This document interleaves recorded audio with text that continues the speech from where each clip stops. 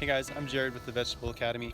In this video I'm going to show you how to determine the perfect time to harvest your Hardneck garlic so that you get big huge heads like this and so that they store throughout their winter really well.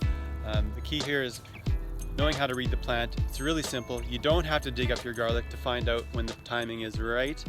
You just need to follow these steps. So let's have a closer look. So the reason I want to get my timing right with my garlic harvest is so that I can get big bulbs like this, as big as possible, but not so big that they're already starting to lose their protective skin around the outside. That way they'll store the best in the winter months. So the key to understanding the best time here is knowing how to read your plant.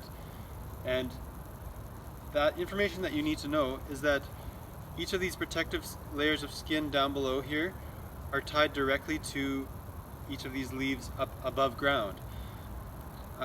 As the garlic is growing throughout the spring, these leaves will be entirely green, some of them not even formed yet, and the bulb will be much smaller. Now you can harvest garlic at that stage if you want to just eat it fresh, but to get a maximum yield and to make sure that the cloves have all separated inside, you need to wait longer until now.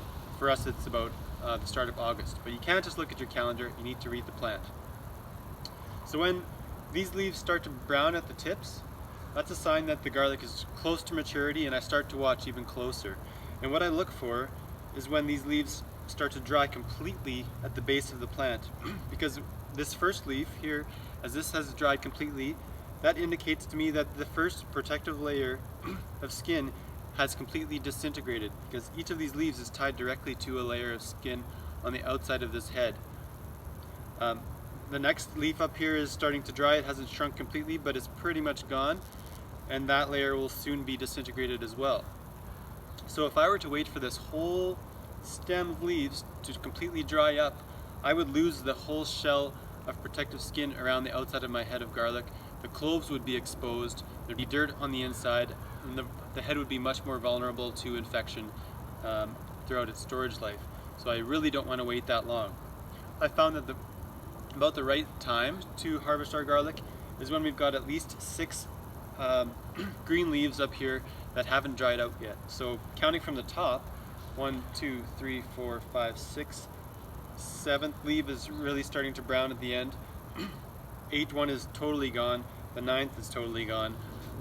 So this is a pretty good time for us to harvest our garlic. We're still on the safe side because our 7th leaf is pretty green still, but I really don't want to wait any longer than the 6th leaf. From experience, if I wait longer than that, the protective skin on the outside of the garlic head is too thin, and I have cracks open up on lots of the heads, and it really sacrifices our storage life. It makes the crop less desirable too. So really, that's all you need to know. Count the leaves from the top, not the bottom. You don't need to know how many are gone, but how many are still there. There you go. The tool that I love to use for harvesting garlic is just this old tree planting shovel. I just pop them out one at a time. I don't pull the head out, but use this to kind of nurse it out gently, and that'll make sure that you don't damage your heads as you're pulling them out of the ground. So I hope that answered your question about when to harvest your hardneck garlic. It's really quite simple when you know what you're looking for, and I hope that you use this information to grow a killer garlic crop of your own. We now grow more than enough garlic for our own family to eat throughout the year, and it's really satisfying.